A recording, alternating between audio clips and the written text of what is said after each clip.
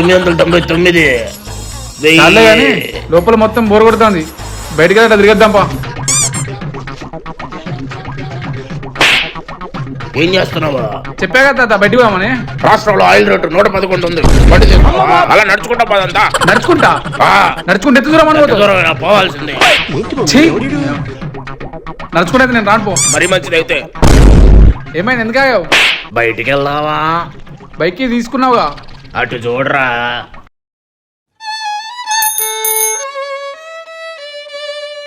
ఏంటి సైకిలా? 5 సంవత్సరాల నుంచి పక్కన పెట్టేశాం, దాని విలువ ఇప్పుడు అర్థమవుతుంది. దా తిప్పుదాం.